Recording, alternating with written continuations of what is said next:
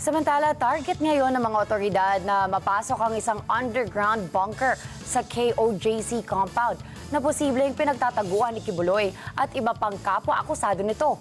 Ayon kay Region 11 Director Police Brigadier General Nicolas Torre, ang hinahanap na lang nila ngayon ay ang entrance o ang daan papasok sa nasabing underground bunker. Samantala, PNP Chief nananawagan sa mga supporter ni Kibuloy na galangin ang batas. Ang mainit na balita niyan, ihahatid ni Mar Gabriel.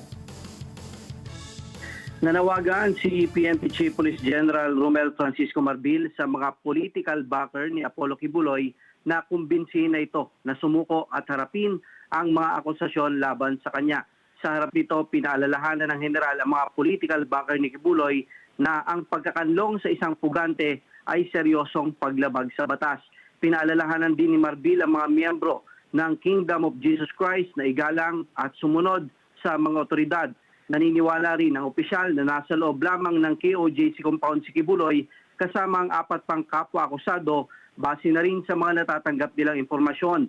Pangunahing tinutumbok nila ngayon ay ang isang underground bunker na posibleng pinagtataguan ni Kibuloy at iba pang kapwa-akusado nito. Base daw kasi sa isinagawa nilang scanning gamit ang kanilang GPR o ang ground penetrating radar, positibo na may nadedetect silang heartbeat sa ilalim ng lupa.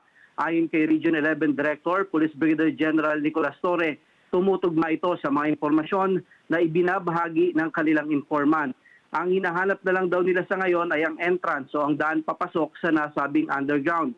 Ayon kay Torre, panahon na lang ang nagdidikta sa sitwasyon ngayon kung matatagalan ni Kibuloy ang magtago sa kanyang bunker. Nauna nang tiniyak ni General Marbil ang kaligtasan ni Kibuloy sakaling magdesisyon na itong sumuko.